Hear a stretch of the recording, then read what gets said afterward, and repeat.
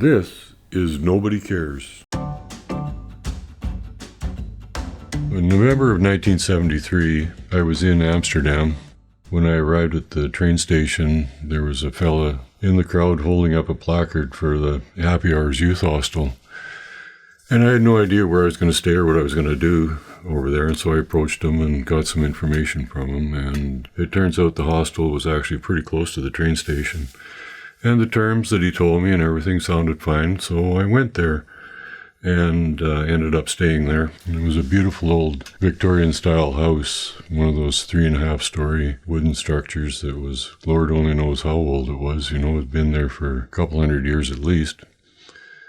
And the proprietor, his name was Bill. He was a guy in his 40s, a gay man, I was told. He lived up in the very top of the building, and the other 3 floors were used for his guests. 2 of those floors were all bunk beds, and the place was co-ed.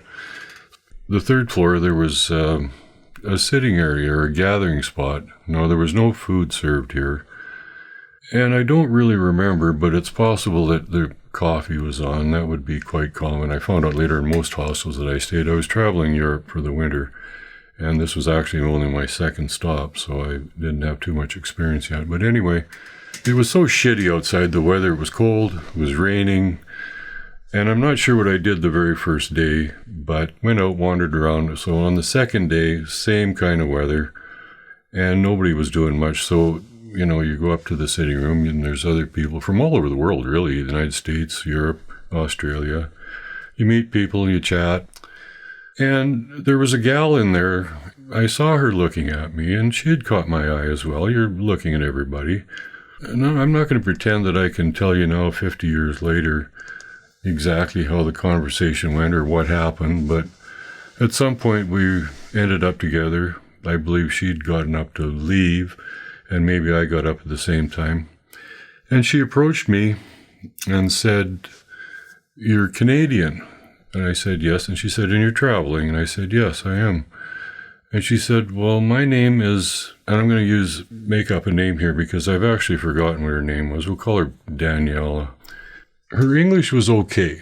It wasn't great, but it wasn't pidgin English either. It was better than that, but she always stopped and reviewed in her mind what she was going to say before she spoke, so it was kind of halting, but she was easy enough to understand. So she says to me, like I said, "Well, you're Canadian." I said, "Yes." And she said, "You're traveling?"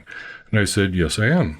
And she said, "Well, my holiday has finished, and I'm on my way home. My train leaves in 1 hour, and I'm from Brussels. If you come to Brussels, you should come. You can stay at my place with me." And I said, "Well, that'd be great." It wasn't that awkward.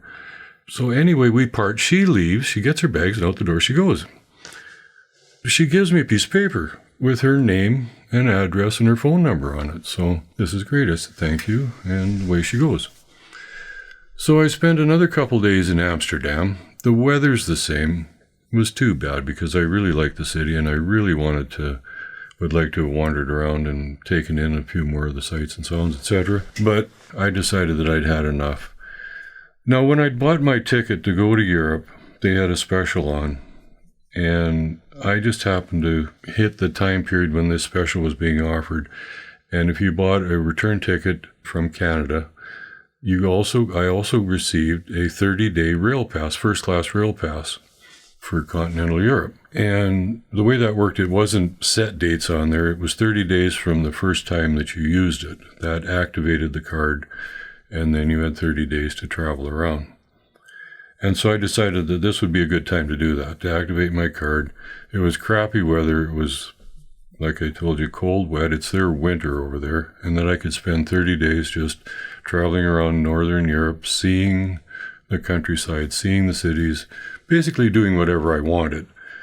And my goal was to get to southern Spain and southern France, or further south. I had plans to go to Canary Islands and Morocco, etc. But I also wanted to see Northern Europe. So that's what I did.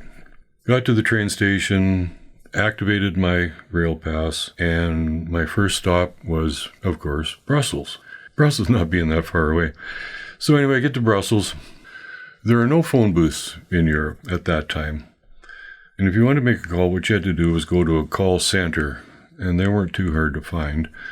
They were just a small building that had 10 or a dozen little booths in them, private booths with a phone in it, and an operator at the front. And you simply spoke to the operator, gave her the number that you wanted to call, paid for the call, and then she would assign you to a booth, and you went in, waited, the phone would ring, and you were connected with the party you were trying to reach. So I go through all that. That was probably my first time doing it. I did it many times that winter. And she answers the phone. She's there. So good. So I introduced myself. It's only been a few days. She remembers me, of course, and she's quite cheerful on the phone. Oh, good. You're coming over to visit me. I said, yes. She says, well, where are you? And I told her that I'd come in on the train, so I was near the train station. She said, well, that's great because I'm actually quite close to the train station myself. I will come and get you. And I said, well, no. You don't have to do that. I'll come to your place. And can you just give me some directions? Can I walk? She said, well, yes, it's only about 10 blocks or 12. I forget exactly again, but it was certainly close enough to walk. And so I got some help with the directions from somebody. Found somebody who spoke English and helped me out. Stopped and bought a bottle of wine and made my way to her place. So, okay, I'm there. It's the right address. Could see this on the door, 22, whatever it was, and knock, knock, knock on the door. The door opens up. There she is. Big smile on her face. And there's her mother. Big smile on her face. Well, it's a little awkward. They were, but very welcoming. Come on in, all smiley, happy.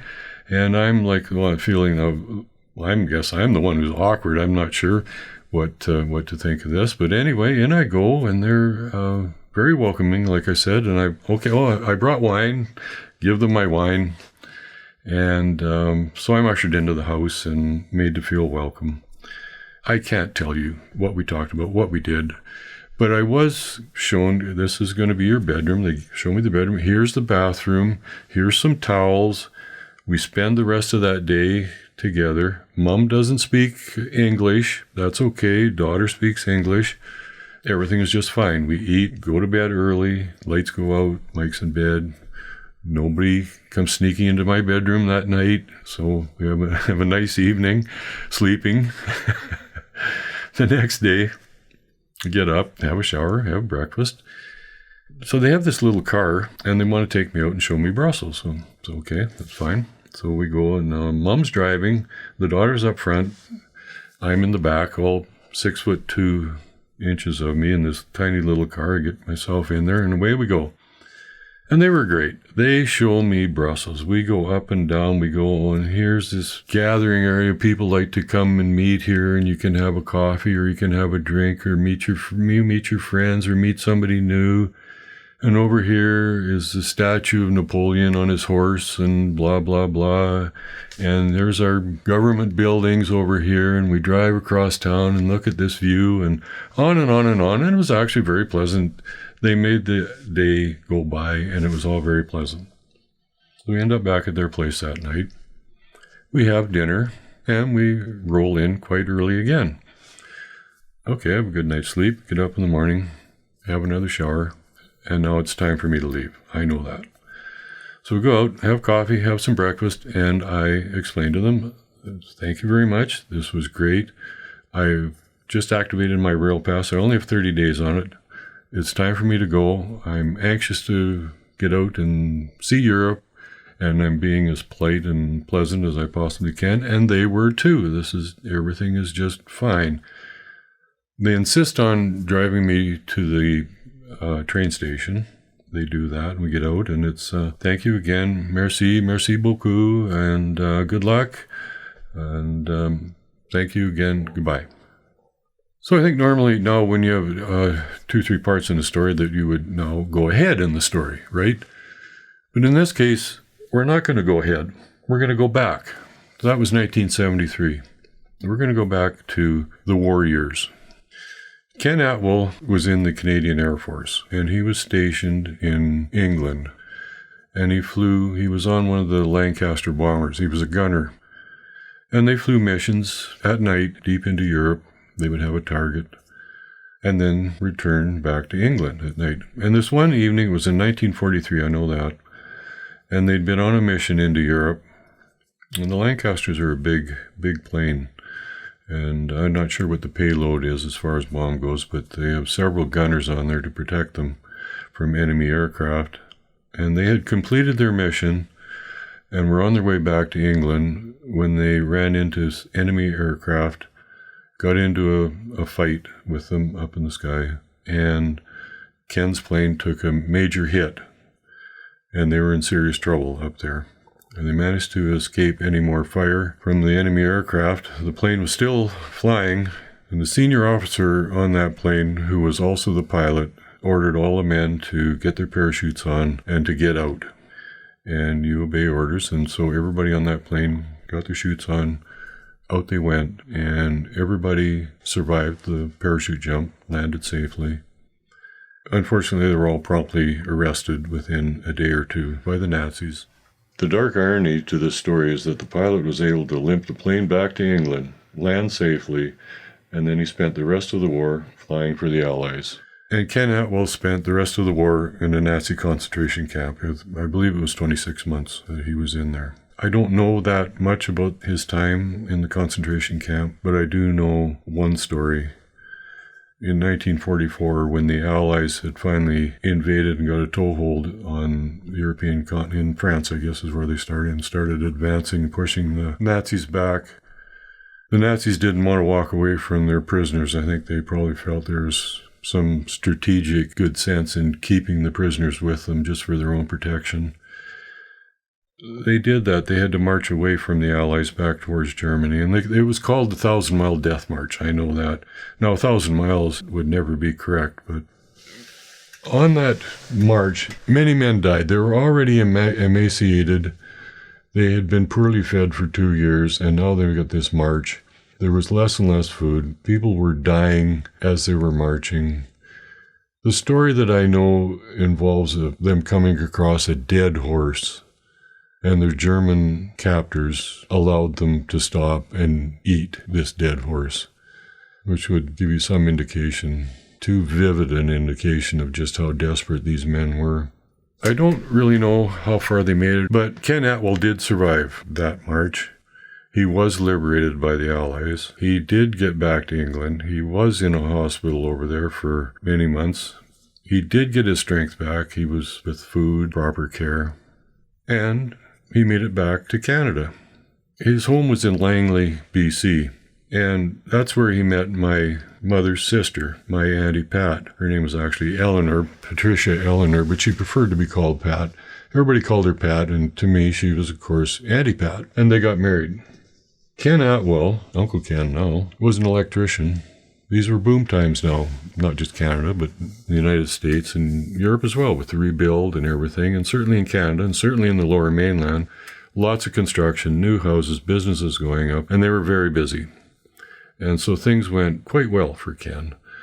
I'll just tell a couple little stories about Ken as I go along here, not that they're really pertinent to the entire story here, but Langley is quite a ways from Vancouver, and to get their supplies, they had to drive all the way to Vancouver to do a job.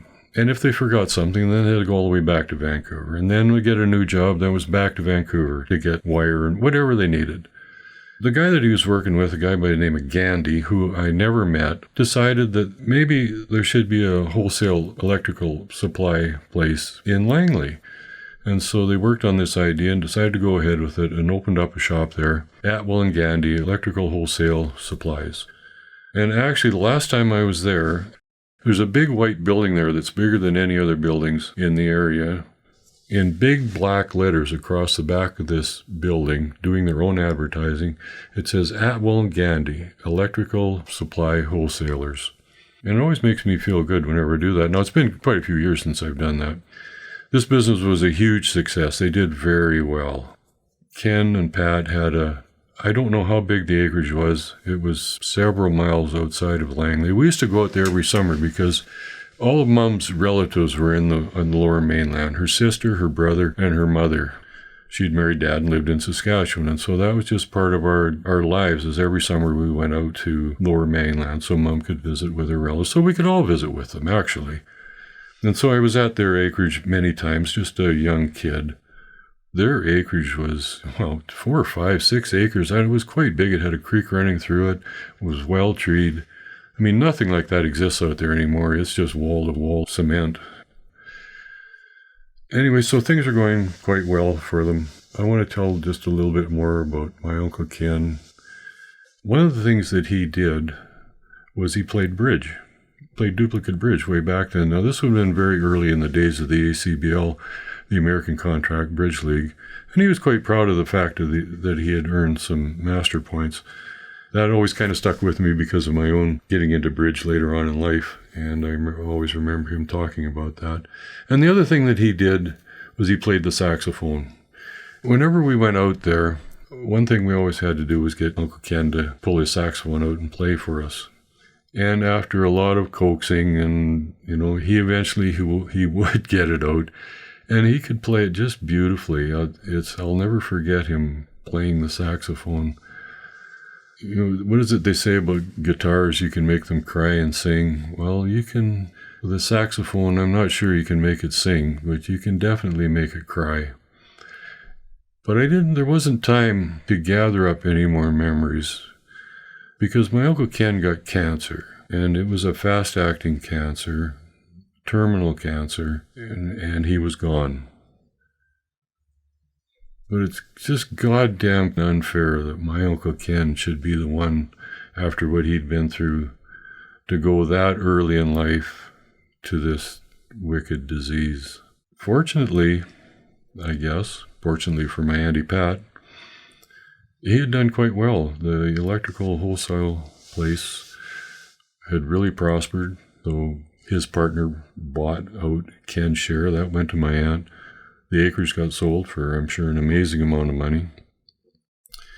And she moved into Langley, and she had it wasn't really a condo, it was more like, I think it was detached in a little community of similar buildings. I'm not sure really what you'd call it. And that's kind of where it ends for me here now with that part of the story as well. And so from here we can bounce ahead. So we've gone from 73 to 43, and now we're going to go up to 1995. Then 1995 was the 50th anniversary of the end of the World War II. And anybody who had been in the war was invited to come back there, and certainly anybody as close as a spouse was also welcome. Now, even though my Uncle Ken had passed away, Auntie Pat received an invitation to come over to partake in this celebration. It's 1995, so she accepts this invitation, goes over there. It was on the news. I was aware of it. All the major news stations in Canada would have been involved in this. It was a big deal. They would have had sent representatives over there reporting on this, and so it wasn't, it was well known. So at some point, and again, I've forgotten, I can't pull it all together, how much time passed. And I was at Mum's, and somehow Auntie Pat's trip came up to be a topic of the conversation. I don't think it was just me and Mum sitting there. There would have been others around. Certainly the gal that I was living with at the time. It wasn't just me and Mum. And Mum gets telling stories about Pat's trip for this celebration for the end of World War II. And she goes on and on and on about this and all the things that happened, and Pat said how humbling it was to be there for this. And she said, all the people that came up to me from France and from the Netherlands and from Belgium and just thanking me and wanting to talk to me, inviting me to their place. Please come to my place. You be my guest. Now, you've just heard this story in the last 15, 20 minutes, whatever it is, and you've got it all figured out. And that's fine. But I don't. I haven't given that day in Brussels a second thought in 2 decades. I've got 22 years of life piled up on top of that memory from November of 1973. And it just doesn't come to me. It took time. It took a lot of time. Months and months and months went by. It's buried so deeply back in some corner of my brain. But finally, one day, it does come up to the surface, and I have that moment. And it's not an aha moment, it's a deja vu moment. You get that warm, tingly rush that goes up the back of your neck right to the top of your head. I was alone at that moment, and I sat down and just let that memory come back to me. It's a little difficult to put it into words because I had made no sacrifice. All the sacrifice belonged to my parents' generations. They were the ones who had been over and liberated Europe and pushed the Nazis back and gave freedom back to continental Europe. I wasn't even born until 6 years after the war ended. And so for me to receive that love and affection and be treated like royalty by those two ladies in Brussels, simply because I was Canadian and had a maple leaf on my backpack, it was really very humbling and makes me very proud to be Canadian.